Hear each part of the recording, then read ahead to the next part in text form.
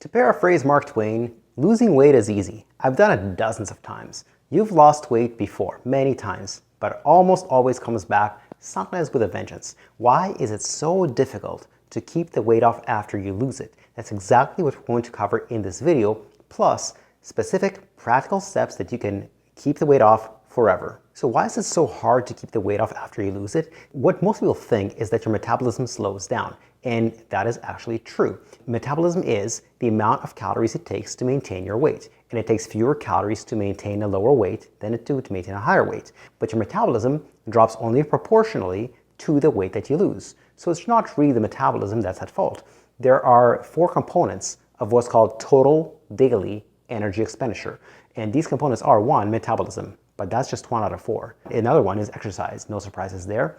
Another one is something called the thermic effect of food, which is whenever you eat food, you don't absorb 100% of the calories, you absorb about 90% of the calories. You spend 10% of the calories that you just ate on assimilation, digestion, and absorption of the calories and nutrients and proteins that you just ate. And the last one is called NEPA, non-exercise physical activity, NEPA. And these are all the little things you do that are not purposeful exercise, yet still burn calories throughout the day. For example, gardening is not purposeful exercise, yet it burns calories. Some people sit there and they click their pen. That's not purposeful exercise, but it burns calories. Some people sit there and they bounce their ankle. Again, it's not purposeful exercise, but it still burns calories. All these mindless, involuntary activities add up to potentially hundreds of calories per day, and that's really the biggest component that drops in people who have a hard time maintaining the weight loss.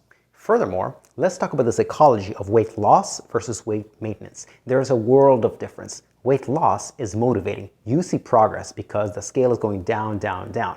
But it's not going to go down forever. Nobody gets to 0 pounds. Eventually, you'll reach your ideal weight, and then instead of going down, down, down, it's stable, stable, stable.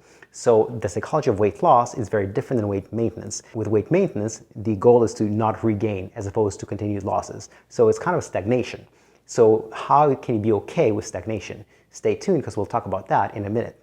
The other reason that it's difficult to maintain the weight that you lose is because you've reached a low point, you're very, very motivated, then there's what I call the slight rebound. After you've reached your lowest point, you gain a few pounds. Now, a lot of people are demotivated when they gain those few pounds, and then they blow their entire diet, and they usually go back to their original weight and sometimes overshoot it.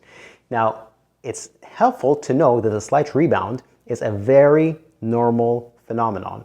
If you're okay with gaining between 3 and 5 pounds off your bottom weight and then maintaining that, that's much easier to maintain than the original bottom number. If you want help moving forward, when you do reach that slight rebound to prevent you from going off the track and back to your original weight, we have a special program just for that, and you can see if you qualify to work with us by just clicking on the link below, which will take you to a page where you can schedule a quick 10 to 15 minute Zoom chat, no pressure, no obligation, just to see whether we can help you. Moving on. Once you reach your target weight, plus a slight rebound, the way to maintain your weight after you've lost it is to switch to a different goal. At first, your goal is weight loss. But again, you will never reach 0 pounds, so you have to switch from weight loss to weight maintenance by picking something that you find inherently rewarding. Do you like rock climbing? Do you like hiking? So find a different goal. Maybe you want to run a 5K. Maybe you want to be able to hike around a very difficult trail. Find something that you would enjoy for its own sake, not because it's going to result in more weight loss. You just enjoy that activity. In addition to that, find a form of movement that you enjoy and do that 4 or more times per week. Maybe you like hiking. Try that 4 or more days per week. Maybe you like rock climbing. Maybe you like cycling. Maybe you like dancing. So find some kind of movement that you enjoy and do it 4 or more days per week.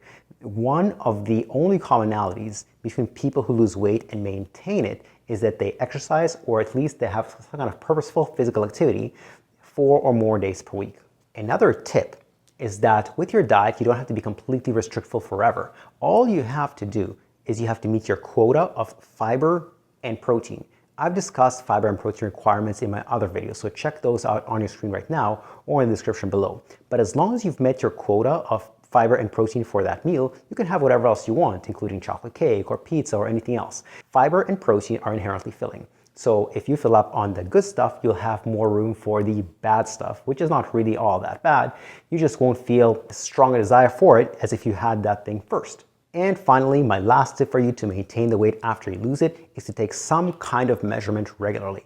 Now granted, you shouldn't take your weight every day, but it's not a bad idea to take it once per week or once every 2 weeks, because very often the weight creeps up on you. But if only a week or two pass by, you're not going to gain that much weight in that period of time. However, if a year passes by between measurements, you might gain quite a bit. So you want to have some kind of measurement that if you're going too far in the wrong direction, it's time to rein it in and bring it back down. Whether that's weight, whether that's waist circumference, or my favorite, body fat testing for my clients. And the way we can help you if you want further help is, besides working with us one-on-one, we also have a free exercise and nutrition newsletter for people over 50. If you click on the link in the description below, you'll be able to subscribe to that again for free.